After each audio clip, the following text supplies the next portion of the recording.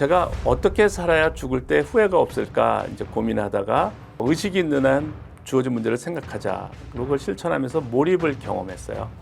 제가 몰입을 경험하고 나서 제 인생을 생각에 걸었어요. 그리고 제 인생에 혁명이 일어났습니다. 지적 도전을 반복하는 몰입 학습법이 행복한 최선이 되죠. 뿐만 아니라 세계 최고의 경쟁력을 만든다는 겁니다. 여러분들도 여러분들의 인생에 혁명을 원하시면 이거는 각 개인뿐만 아니라 회사, 국가, 거기서 어떤 혁명적인 경쟁력을 만들고 싶으면 생각에 걸어야 한다는 겁니다. 이번 시간은 몰입의 활용에 대해서 얘기하겠습니다.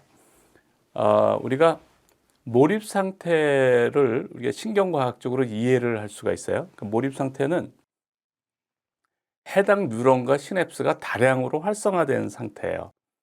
이게 다량으로 활성화되었기 때문에 기량이 올라가는 거고, 그러니까 몰입이 안 될 때는 활성화가 적게 돼 있는 거예요. 컴퓨터가 10개라면 몰입된 상태에서는 컴퓨터가 100개, 1000개가 되니까 기량이 올라가고, 얘들이 활성화가 다량으로 돼 있기 때문에 내가 성공을 했다. 그러면 다량으로 도파민이 나오니까 이제 짜릿한 거죠. 그래서 이제 몰입 상태라는 거는 이제 관련된 시냅스와 뉴런, 뇌세포와 시냅스가 다량으로 활성화된 상태다라는 거예요. 그러면 어떻게 몰입도를 올리느냐? 그거는 이제 간단한 거예요.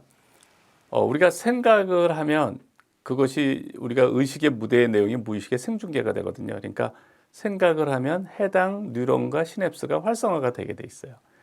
그러니까 우리가 행위를 해도 되지만 행위는 지치기 때문에 이제 오랜 시간 지속할 수가 없어요. 그래서 의도적으로 생각을 지속하면 관련 뉴런과 시냅스를 활성화시켜서 몰입도를 올릴 수 있다라는 거예요. 그러니까 굉장히 우리가 신경과학적으로 보면 몰입이라는 현상은 굉장히 간단한 거고, 그 몰입도를 올리는 것도 굉장히 간단한 거예요. 그래서 내가 의식을 통제할 수 있는 거예요. 의식의 무대에 어떤 생각을 지속함으로써 이제 장기 기억, 관련된 시냅스는 장기 기억인데 그건 이제 무의식이란 말이죠. 그 무의식을 내가 원하는 방향으로 활성화시켜서 고도의 몰입 상태를 만든다는 거예요. 뇌각이 발달되기 전까지는 그러니까 무의식에 대해서 잘 이해를 못했고, 그 의식을 통제해서 이렇게 할 수 있다라는 생각을 못했죠. 그런데 이제 뇌각이 발달돼서 우리가 이런 사실을 다 이해하고 내가 의도적으로 내가 몰입도를 올리고 싶은 거에 몰입도를 올릴 수가 있는 거예요. 이런 걸 활용해서 첫 번째는 최선을 다해야 되는 업무나 학습에 몰입해서 재밌게 할 수가 있고 기량을 높일 수가 있어요. 오히려 많은 분들이 이제 여기에 이제 관심을 가질 거예요. 내가 해야 될 업무, 내가 해야 될 학습에 이제 어떻게 몰입을 할 거냐. 수험 공부에 대한 몰입 사례는 슬로우 싱킹에도 소개되어 있고 굉장히 사례가 많습니다. 그래서 제가 이제 수험 공부를 위한 의도적인 몰입 11가지 원칙을 이제 소개했는데요. 일단 우리 뇌가 이제 몰입이라고 하는 것은 우리 뇌가 목숨이 걸린 만큼 중요하다고 인식이 돼야 이제 비상사태를 발동하는 거예요. 몰입이라고 하는 것은 우리 신체의 어떤 그러니까 목숨이 걸린 상태에서 내려지는 비상사태라고 생각하시면 돼요. 첫 번째는 제가 부족하지 않은 수면이에요. 수면이 부족해서는 안 된다. 그리고 이완된 집중을 해라. 우리가 집중을 할 때 어떤 뇌 어느 부위에서 집중을 할 텐데 나머지는 휴식을 취해줘라. 그리고 참선하는 분들이 이완된 집중을 해요. 명상, 이제 이런 거죠. 그래서 이완된 집중을 하고 앉아서 공부하다가 졸리면 선잠을 자라는 거예요. 선잠은 몰입도를 올려요. 그리고 이제 이 몰입도를 올리려면 이제 깨어있는 시간 1초도 쉬지 않고 생각을 해줘야 돼요. 그러니까 공부하다가 3시간 공부하다가 화장실 갈 때도 그 공부한 내용을 생각하면서 가야지 몰입도가 계속 올라가고 떨어지질 않아요. 그리고 이제 이렇게 몰입을 잘 하다 보면 잠을 못 자요. 흥분이 돼서. 그러니까 시냅스가 다량으로 활성화가 된 상태가 흥분된 상태거든요. 그러니까 하면은 도파민이 나오고 이러니까 이제 각성제를 이렇게 각성이 돼 있기 때문에 잠을 못 잔다고요. 그래서 땀을 흘리는 운동을 30분 정도 하라는 거예요. 달리기가 이제 가장 쉽죠. 그러니까 땀을 흠뻑 흘릴 수 있는. 그다음에 우리가 이게 몰입도를 올린다는 거는 관련된 시냅스를 활성화시키는 거란 말이에요. 그러니까 수학을 공부하면 수학에 관련된 시냅스가 활성화되는 거고, 영어를 공부하면 영어에 관련된 이제 뉴런과 시냅스가 활성화가 되는 거란 말이죠. 그러니까 이거를 과목을 동시에 하루에 여러 개를 하면 높은 몰입도를 만들 수가 없어요. 원칙적으로. 그러니까 과목을 쉽게 바꾸지 말고 한번 몰입도를 높이기 위해서는 제가 볼 때는 며칠이 걸려요. 그러니까 높은 몰입도를 올리는 상태. 그러니까 하루에 여러 과목 하지 말고 하루에 한 과목 하는 것도 좋은 건 아니에요. 그래서 한 과목을 최소 일주일 이상이라고 그랬는데 대개는 1회독이 끝날 때까지는 그 과목만 공부하는 게 좋아요. 그리고 이제 머리를 많이 써야지 관련된 게 활성화가 될 거 아니에요. 그러니까 맹목적인 암기보다는 이해 위주, 생각 위주, 이해를 하고 생각을 하려고 해야 자꾸 관련된 시냅스가 활성화가 되는 거예요. 인출이 되는 거죠. 그러면서 좀 날카롭게 생각하는 게 좋고요. 진도를 천천히 몰입도를 올리는 과정에서는 진도가 느리더라도 하나하나 소화하면서 천천히 하는 거가 몰입도를 올릴 수가 있어요. 일단 몰입도가 올라가면 진도는 빨라져요. 그러니까 걱정하지 말고 내가 소화를 하면서 이렇게 가는 거예요. 그리고 미지의 문제는 스스로 해결하는 방식으로 공부하라. 이거는 실력도 올리지만 이제 창의성도 올린다는 거죠. 객관식도 주관식화할 수 있는 것들은 그 보기를 보지 말고 내가 스스로 하는 식으로 해야 생각을 하잖아요. 그러니까 그런 식으로 공부하라는 거고요. 결과보다는 과정, 특히 불안할 때 떨어지면 어떡하지? 이렇게 불안할 때는 떨어지더라도 1점이라도 더 맞고 떨어지자. 뭐 이런 식으로 생각하면 좋아요. 그리고 선택과 집중. 항상 시간이 부족하기 때문에 정말 중요한 내용에서 내가 불완전하게 알고 있는 거를 추려서 그 부분을 이제 체크를 하고 그 부분 위주로 하는 거죠. 그다음에 무한반복 기능의 활용인데 이거는 이제 영어의 암묵 기억을 만들기 위해서 영어의 암묵 기억을 만드는 방법은 제가 그 사이버 외국어 대학교에서 강의하는 게 유튜브에 있어요. 그거를 이제 보시면 자세히 설명이 되어 있고요. 그다음에 반드시 암기해야 될 내용도 내가 녹음해서 무한반복 어플들이 많으니까 그걸 이제 무한반복 틀어놓고 내가 이제 따라하는 거죠. 사람들이 뭐 지하철로 이동할 때는 마음속으로 따라해도 되고 그렇게 하는 거예요. 무한반복 암기가 굉장히 효과가 좋아요. 그다음에 구독력 만들기는 내가 하는 것이 가장 중요하다고 생각해야 되는 거예요. 그러니까 내가 수학을 싫어해. 수학을 싫어하는데 시험 때문에 할 수 없이 공부를 해요. 그런 사람 치고 수학을 잘하는 사람이 없어요. 그러니까 내가 싫어하는 과목은 다 못해요. 그 이유가 뭐냐면 내가 싫어한다는 걸 뇌가 알고 있는 거야. 그러니까 뇌는 중요하지 않으니까 몰입을 시켜주지 않은 거예요. 내가 싫어하는 과목인데 이걸 내가 몰입하고 싶어. 그러면 이 과목이 세상에서 제일 중요하다고 생각을 해야 돼요. 그래서 뇌를 속여야 돼요. 그러니까 내가 싫어한다는 거를 뇌한테 알려주면 뇌가 왜 몰입을 시켜주겠어요. 중요한 게 아닌데. 그래서 내가 싫어하는 과목이라도 내가 거기에 몰입도를 올리려면 그거가 세상에서 제일 중요하다. 이렇게 생각을 해야 몰입도가 올라가요. 그러니까 내가 어떤 회사에서 어떤 업무인데 내가 싫어하는 업무야. 그걸 맡게 됐어. 그러면 이제 재미가 없고 고통스러운데 몰입이 안 되는 거예요. 그런데 이 일이 세상에서 제일 중요한 일이다. 그 이유는 이러이러하다라고 하면은 거짓말처럼 달라져요. 거짓말처럼.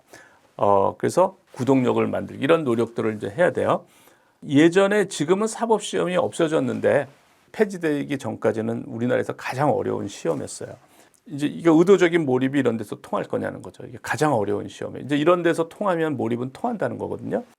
그때 6년 동안 이제 사법 시험 준비를 하고 3년 또 떨어져서 이제 뭐 여자친구하고도 헤어지고 이런 친구인데 이게 이제 4주차 몰입을 하고 몰입한 지 31일째입니다. 정말 쉬지 않고 한 달이 지나가 버렸는데 이런 상황은 처음이라 기쁘기도 하면서 어색합니다. 휴식을 안 하면 큰일 나는 줄 알았는데 휴식 없이 계속 공부해 오는데도 지겹지도 않고 오히려 행복하기까지 하다니요. 그러니까 사람들은 휴식을 취해야 된다고 생각하는데 몰입은 휴식이 없는 거예요. 휴식하면 몰입도가 떨어져요. 계속 생각을 해줘야 돼요. 안 하면 큰일 나는 줄 알았는데 휴식 없이 계속 공부해 오는데도 지겹지도 않고 행복하기까지 한 거예요. 이게 몰입의 효과인 거예요. 저는 도서관에서 고시 공부하는데 직장 다니면서 월급 받는 이야기만 들어도 부러웠다는 거예요. 그런데 신기하게 몰입 이후로는 그런 생각이 들지 않습니다. 그냥 제가 가장 행복한 사람 같이 느껴집니다. 그러니까 이 의도적인 몰입이 워크를 하는 거예요. 그러니까 저게 가장 어렵다는 시험에서도 워크를 하는 겁니다.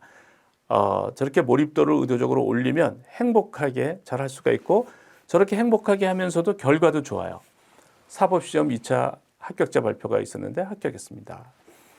이 학생이 붙은 시험에 떨어진 학생이 있는데 이 학생은 여러 번 오랫동안 준비를 한 거예요. 그래서 계속 떨어져 가지고 포기하고 직장에 다니다가 너무 아쉬워서 다시 준비한 학생이에요.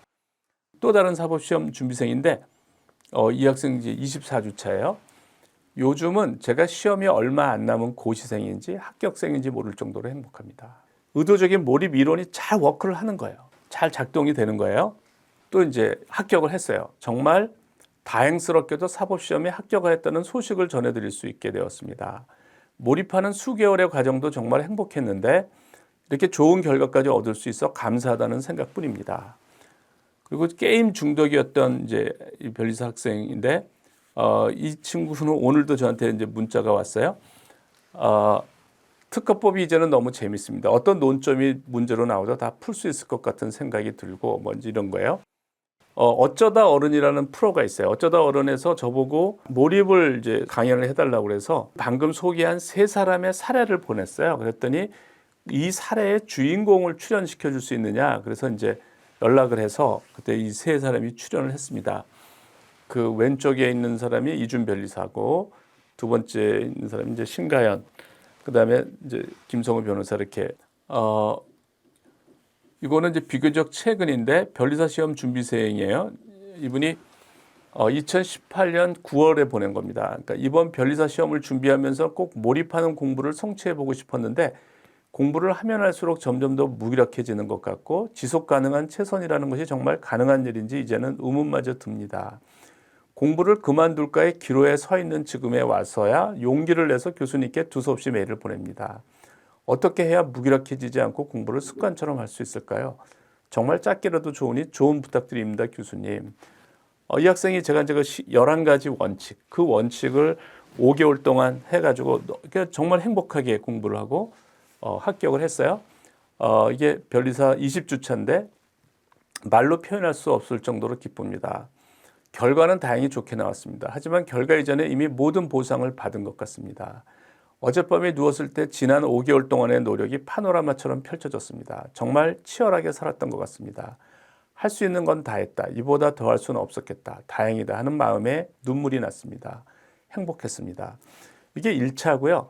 이제 2차 시험을 위해서는 학원에서 이제 여러 과목을 들어야 된대요. 그래서 잠시 이제 몰입을 실천을 못했어요. 그리고 2021년에 변리사 2차 합격 수석을 했습니다. 수석을 해서 이제 법률 저널에 인터뷰한 게 나오는데 거기 인터뷰 마지막 부분을 보면 제 얘기가 나와요.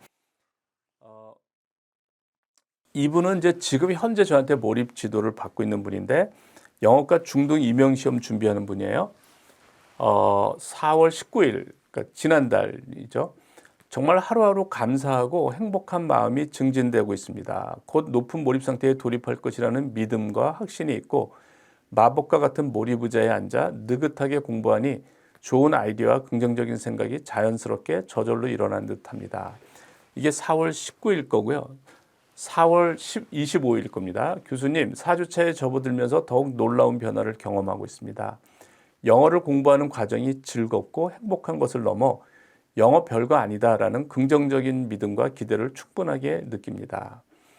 정말 하루하루가 놀랍고 그저 감사한 마음뿐입니다. 5월 10일, 5월 10일이죠. 뭐 지난주 정도 되나요? 지지난주 정도 되나요?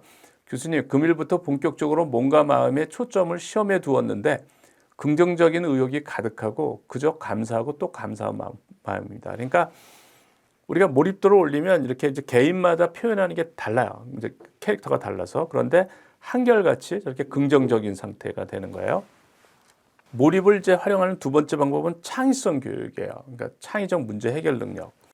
우리가 왜 창의성 교육이 중요한지를 좀 생각해 볼 필요가 있는데, 이게 작년에 이제 한국 경제에 나온 기사입니다. 한국 성장률이 0에서 1%대로 추락할 거라고 경제학계가 얘기를 해요.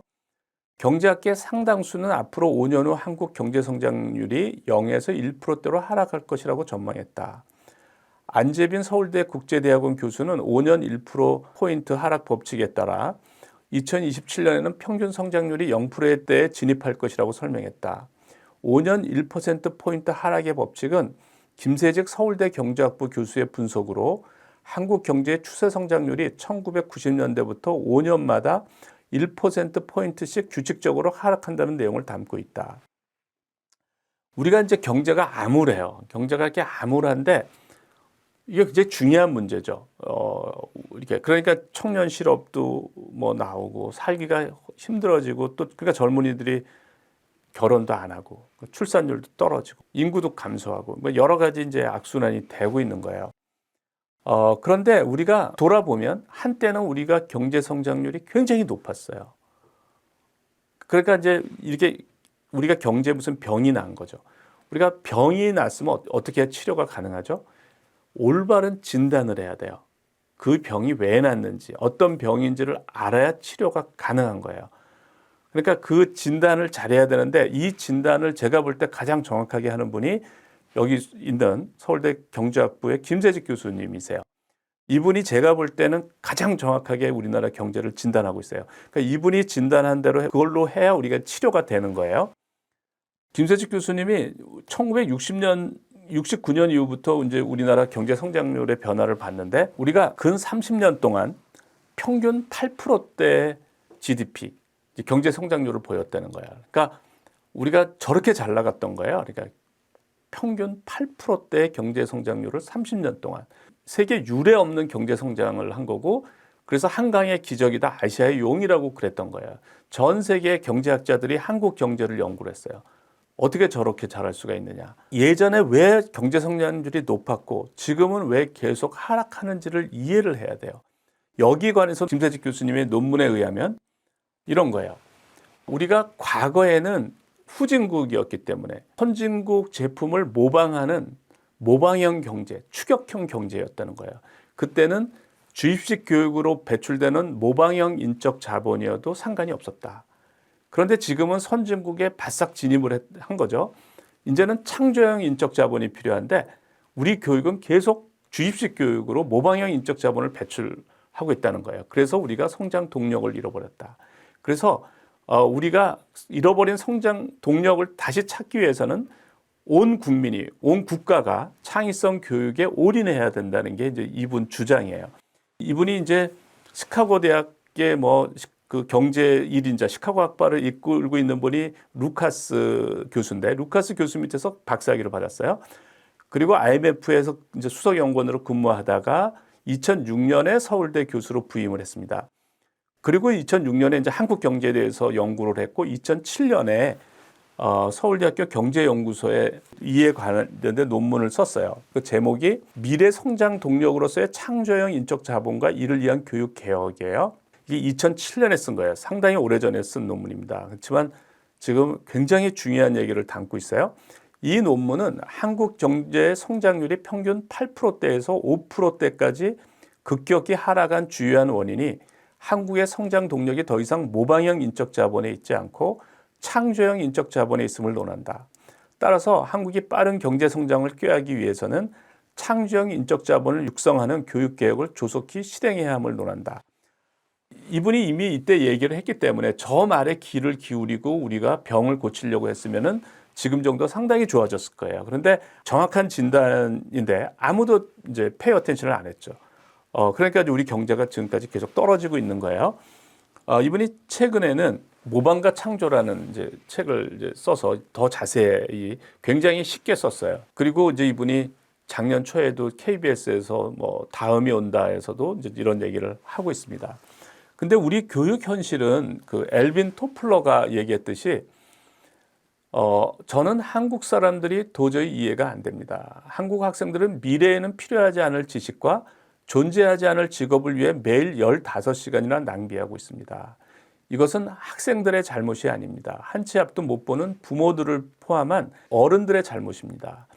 그러니까 우리 학생들이 되게 열심히 하는데 제가 봐도 정말 쓸데없는 공부를 하고 있고 이 엘빈 토플러가 봐도 미래에는 필요하지 않을 지식과 존재하지 않을 직업을 위해 매일 15시간이나 낭비하고 있는 거예요. 그러니까 휴대폰으로 찾으면 다 나올, 그 다음에 챗 GPT로 하면 다 할 수 있는 그런 거를 익히는데 보내는 거예요. 그죠? 그래서 이런 교육을 이제 바꿔야 된다. 서울대부터 나서야 된다. 그래서 이제 서울대학교에서 서울대 창의성 교육을 위한 교수 모임이 만들어졌어요. 저 오른쪽에 그 권원환 교수님이 회장이고 김세직 교수님이 부회장이고 그래요. 저는 이제 창립 회장이에요. 창립 회장. 그래서 김세직 교수님의 이게 주장인데 창의성 교육이 나라를 구하는 일이다 이런 거예요. 그래서 창의성 교육으로 세이빙 코리아 나라를 구해야 된다. 그래서 이런 저희가 이제 심포지움도 열고요. 저도 이제 기회가 있을 때마다 EBS에서 통찰이라는 곳에서 그 창의성 교육을 교수 모임에 이제 신종호 교수님하고 저하고 이제 몰입과 창의성에 대해서 얘기를 하고 있어요.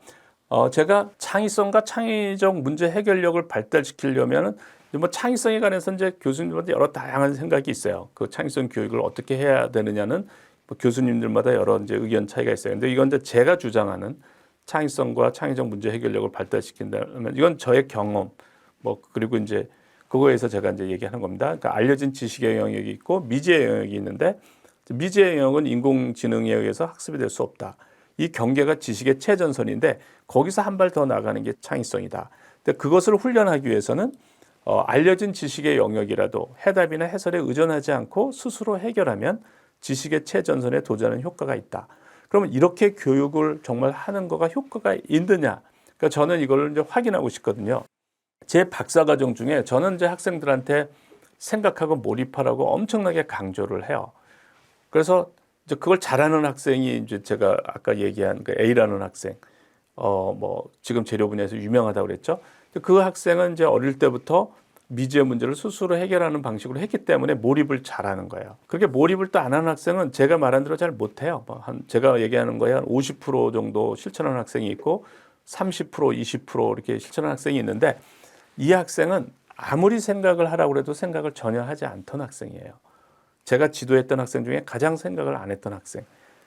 근데 이 학생이 이제 졸업을 6개월이 연기가 됐어요. 논문 자격 시험을 놓고 논문 자격 시험에 떨어졌어요. 논문을 제출한 상태에서 이 학생한테 그 교육을 시킨 거예요. 그러니까 미지의 문제를 수능 문제집을 사서 미지의 문제를 스스로 해결하는 그 훈련을 6개월을 한 거예요.